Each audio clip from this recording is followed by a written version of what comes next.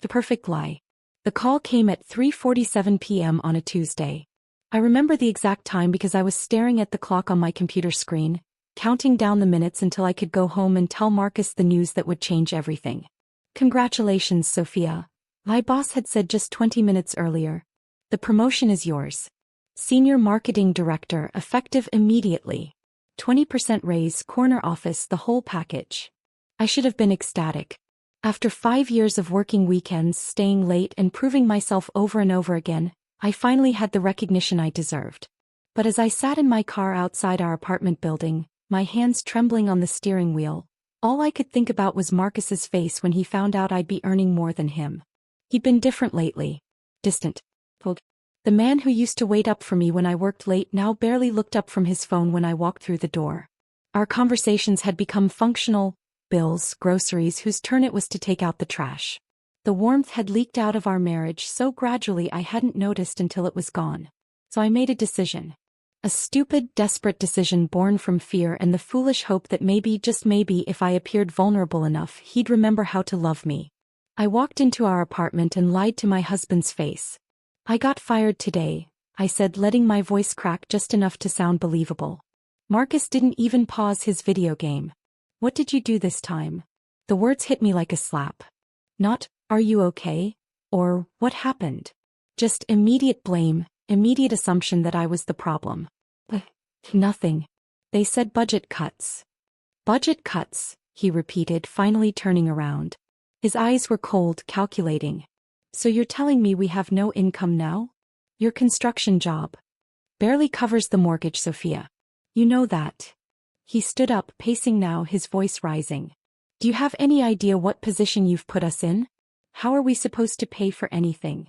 I stood there frozen, watching this man I'd loved for 7 years look at me like I was a burden he'd been carrying without realizing it.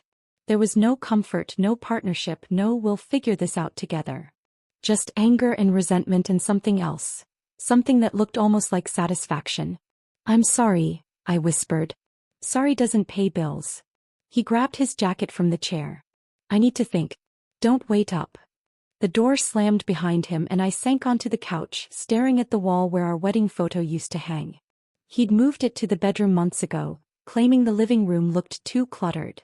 Now I wondered if he just couldn't stand looking at it. That night I lay awake listening for his key in the lock. He came home at 2 a.m. smelling like beer and something else, perfume that wasn't mine. He slept on the couch without a word. The next morning I went to work like nothing had happened. I sat in my new corner office, reviewed quarterly projections, and attended meetings where people congratulated me on my promotion. All while my husband believed I was unemployed, desperate, and completely dependent on him.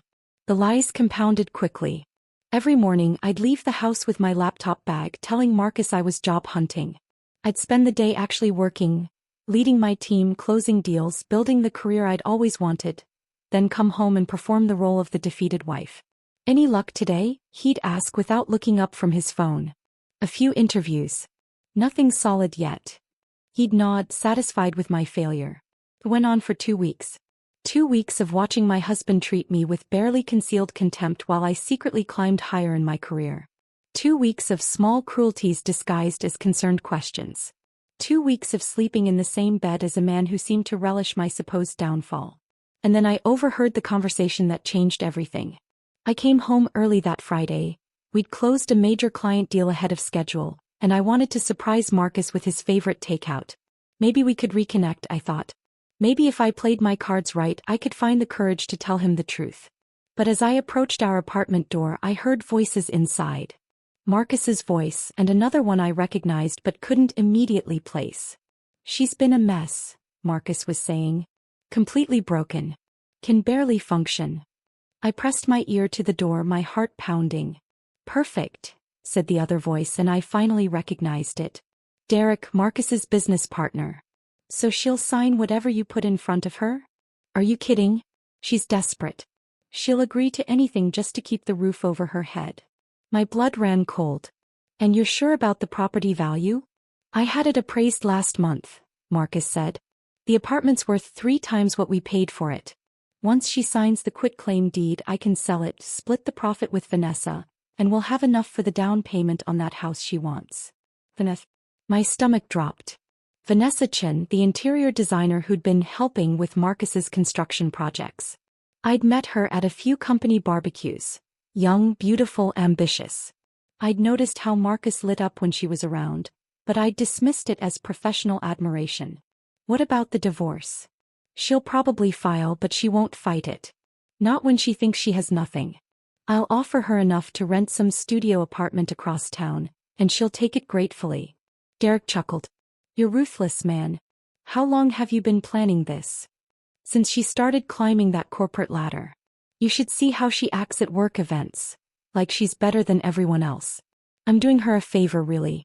Bringing her back down to earth. I stumbled backward, nearly dropping my keys. My husband wasn't just cheating on me. He was orchestrating my destruction, counting on my supposed desperation to manipulate me into signing away my rights to our home. The home I'd contributed just as much to as he had. But Marcus had made one crucial miscalculation. I wasn't desperate. I wasn't broken. I wasn't unemployed. I was promoted, successful, and now absolutely furious. I quietly backed away from the door and sat in my car for 20 minutes, letting the rage build and crystallize into something sharp and focused. Then I drove to the office of Patricia Williams, the best divorce attorney in the city. I need your help, I told her. And I need you to understand something. My husband thinks he's playing chess, but he doesn't know I've been playing the game longer than he has. Patricia leaned back in her chair, studying me.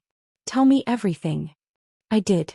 The fake firing, the real promotion, the overheard conversation, the years of financial contributions to our shared property.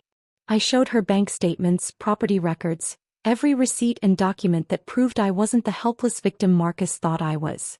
This is good, Patricia said finally. This is very, very good. But I need you to keep playing the role a little longer. Can you do that? How much longer? Give me 2 weeks to prepare. Let him make his move, let him feel confident. The more overconfident he gets, the harder he'll fall. That night, I walked into our apartment and found Marcus waiting for me with takeout from my favorite restaurant. He'd lit candles, opened a bottle of wine, the whole romantic setup. Thought we could talk, he said, his voice gentle and caring. About our future. I almost laughed. He was setting the stage for his betrayal, trying to soften me up before he destroyed my life. Instead, I sat down and played my part perfectly. This is sweet, I said, letting my voice shake slightly. I've been so scared, Marcus. About money, about us. He reached across the table and took my hand. Hey, we're going to be okay. I've been thinking and I have some ideas. Really? Yeah. The apartment's in both our names, right? But with you struggling to find work, maybe it makes sense to simplify things. I could take over the mortgage completely, handle all the paperwork. One less thing for you to worry about. There was the setup. You'd do that for me? Of course. He squeezed my hand and I wondered how I'd ever mistaken manipulation for affection. I love you, Sophia. We're a team. What would I need to sign? Just some papers. Legal stuff. Patricia's already drawn them up. My blood ran cold.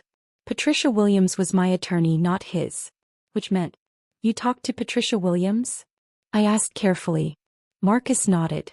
Derek recommended her. Said she was good with property transfers.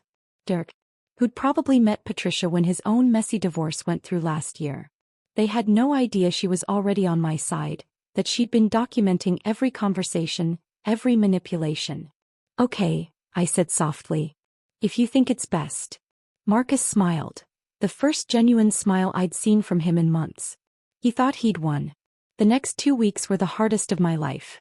I had to watch my husband plan my destruction while pretending to be grateful for his help. I had to smile when he talked about our future, while knowing he was already planning it with someone else.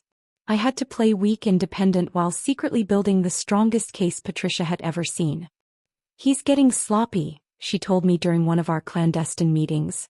Overconfident people always do. He's left a paper trail that clearly shows premeditation. The property appraisal he got behind your back, the text messages with Vanessa about the house they want to buy, even a consultation with a different attorney about quick divorce procedures. How did you get his text messages? Patricia smiled grimly. Your phone plan is under your name, remember? You have legal access to all account records. On the appointed day, I walked into Patricia's office playing the role Marcus expected, nervous, grateful wife ready to sign away her future. Marcus was already there along with Derek and another man I didn't recognize. "Sophia," Marcus said warmly, standing to hug me. "Thanks for doing this. It's really going to help us get back on track." I nodded, looking appropriately overwhelmed by the legal documents spread across the conference table. "It's pretty standard," the unknown man said. I assumed he was Marcus's lawyer. Just a property transfer and a few other housekeeping items. I picked up the papers, pretending to read them for the first time. In reality, Patricia and I had gone through every line. Marcus wasn't just trying to get me to sign away my rights to the apartment. He was trying to get me to agree to a divorce settlement that would leave me with almost nothing. "This seems like a lot," I said hesitantly. "Maybe I should have my own lawyer look at it?" Marcus's jaw tightened slightly. "Honey, we talked about this. Patricia's representing both of us. It's cleaner this way." "Actually," Patricia said smoothly, "I need to clarify something. I can't represent both parties in a property transfer. There's a conflict of interest." Marcus frowned. "What does that mean?" "It means," Patricia continued, "that I've been representing Sophia's interests exclusively. As of 20 minutes ago, when she retained me as her divorce attorney." The room went dead silent. Marcus's face went through several colors before settling on a dangerous shade of red. "What the hell is going on here?" I stood up slowly, feeling stronger than I had in months. "What's going on, Marcus, is that I'm not signing anything. I'm not transferring property I helped pay for to a man who's been cheating on me and planning to rob me blind." "You don't have a job," he exploded. "You can't afford a lawyer." "Actually," I said, pulling out my phone and showing him my company's website, "I'm the new senior marketing director at Morrison & Associates. 20% raise, corner office, company car.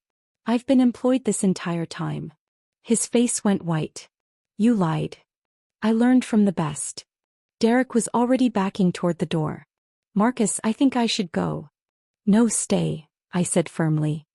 "I want witnesses. Tell me, Derek, how exactly were you planning to split the profits from selling my apartment?" Marcus's lawyer was frantically packing his briefcase. "I was not informed of the full circumstances of this case. I'm withdrawing my representation immediately." Within 10 minutes, it was just me, Patricia, and Marcus in the conference room. He sat slumped in his chair, staring at the table. "How long have you known?" he asked finally. "About Vanessa? About your plan to steal my home and leave me with nothing?" "Long enough." He looked up at me and for a moment I saw something that might have been regret. "I never meant for it to go this far." "Yes, you did. You got that property appraisal a month ago, Marcus. You've been planning this for months, waiting for the perfect moment to destroy me." "You changed," he said weakly. "You became someone I didn't recognize. I became successful. I'm sorry that threatened you so much." Patricia cleared her throat. "Marcus, I strongly suggest you retain your own counsel. This divorce is going to be complicated." He laughed bitterly. "How complicated can it be? She has everything now." "Not everything," I said. "Just what I earned. What I worked for. What I contributed to our life together before you decided I wasn't worth keeping around." The divorce took 4 months. Marcus tried every trick in the book, claiming I'd hidden assets, arguing that my promotion was somehow fraudulent, even trying to get Vanessa to testify that I'd been emotionally abusive. None of it worked. Patricia was thorough and ruthless. She documented every lie, every manipulation, every premeditated attempt to defraud me. By the time we were done, Marcus not only lost his claim to the apartment, he owed me for years of shared expenses he'd conveniently forgotten to account for. The final settlement gave me the apartment, half his business assets, and enough alimony to ensure I'd never have to worry about money while I rebuilt my life. Marcus moved in with Vanessa immediately after the papers were signed. I heard through mutual friends that the relationship didn't last long. Apparently, Vanessa was less interested in playing house when there wasn't a windfall of real estate money to fund their dreams. I kept the apartment for a year, then sold it for 3 times what we'd originally paid, just like Marcus had planned. But the profit was mine alone. I used the money to buy a small house with a garden, something I'd always wanted but never had because Marcus preferred the apartment. I painted the walls bright colors, filled the rooms with plants and hung artwork that made me smile. The first night I slept there I left every light on, not out of fear but because I could. No one to tell me I was wasting electricity. No one to criticize my choices or undermine my decisions.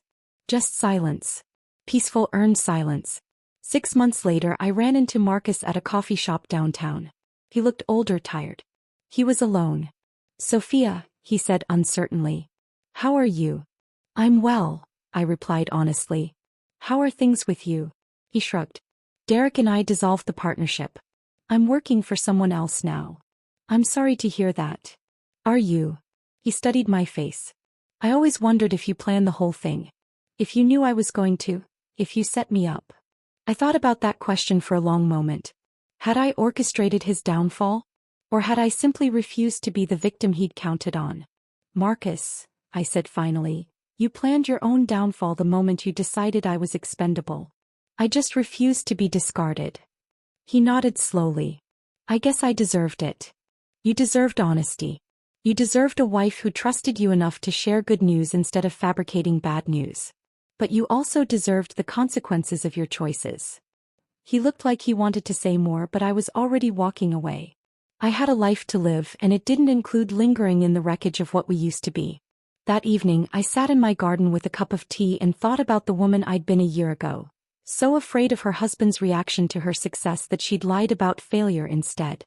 I thought about the woman I'd become, someone who refused to make herself small to accommodate someone else's insecurity. The promotion that started it all had led to another promotion, then another.